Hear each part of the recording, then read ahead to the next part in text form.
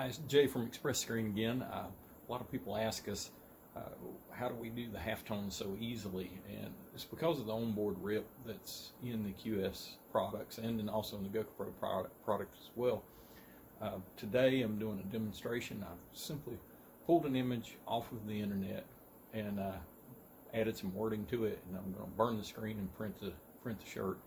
A couple words on that right quick. Number one, keep in mind you don't want to have any copyright violations. So I'm doing a sample today. I'm not selling the product. So you need to keep that in mind when you're borrowing artwork off the internet. I have simply just pulled a JPEG. You guys that love Parks and Rec, you're gonna like this. So let me go ahead and get set up and we'll take a look.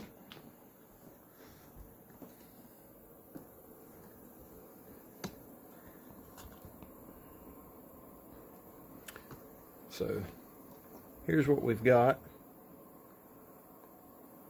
Gary Gurgich for President 2020. This image I simply, like I said, pulled off the internet. I went in and put lettering over the top. Now since I was going to do black lettering, I had to define it, and so I just put a white outline around it. You'll be able to see. Let me blow it up here. So put a white outline around it so you'll be able to get a distinction between the halftone and the solid part. What I'm going to do is go into my print driver, File, Print, go into Preferences, and you can do this with any of the GoPro products. Image, now I'm setting it for 60 lines per inch. That's kind of my go-to, and I'll explain in a minute why I do that. Apply and print. Always helps when you have a USB cable already plugged in, but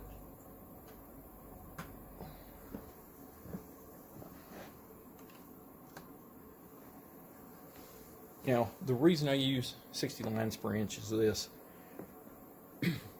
Our 120, we have found with our 120 mesh that 60 lines per inch is easily obtainable, number one. Number two, when you go to print onto a cotton t-shirt, you are limited by the peaks and valleys of the texture of the shirt.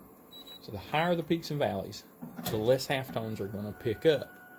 On an average cotton t-shirt, 60 lines per inch is very printable.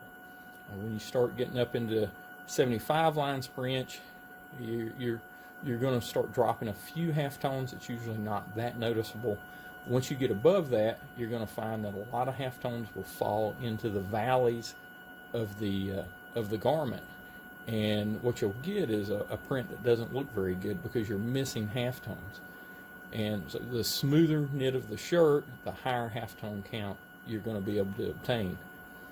Again, 60 lines per inch is kind of a good place to print at because it's approachable on almost all cotton t-shirts that you've got. Poly is always a smoother knit, so you can get a higher line count, but you can run into moire when you print on poly. We'll explain that in another video.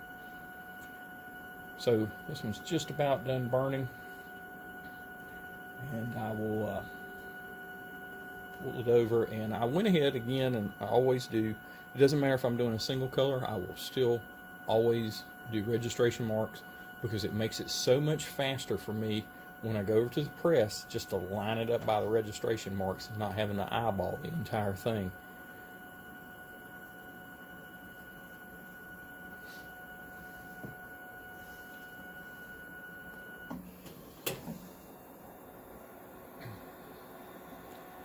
The three mesh counts that we have are 70, 120, and the 200. Our most popular is the 120. It's so versatile.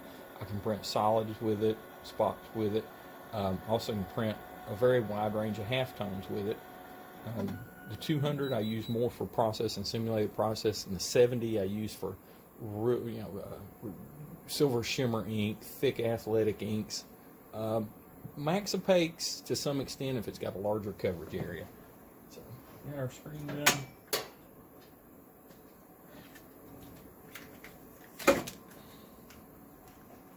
And see all our halftones are rendered. All right, put it up on the press. I'll spin you guys around. I had a bit of technical difficulty. My camera memory filled up, so I had to delete a few things. I've already printed one off, and as you can see, I've taped up my registration marks.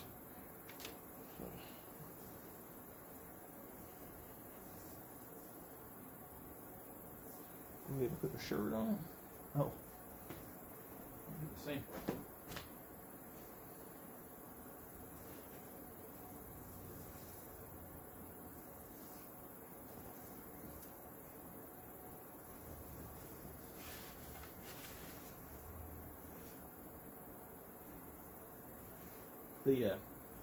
Keep in mind when you're printing a halftone like this that you're going to get dot gain. So if you like what you see on the screen, you're probably going to need to turn the gamma up 2.5, 3.5, or lighten your image up, because it's going to print darker than you think.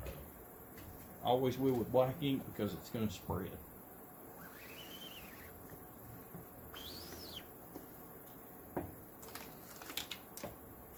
And there we go. Finished product.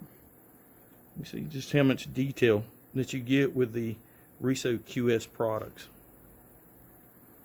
So if you have any questions, feel free to give us a call. We'd be happy to help you out.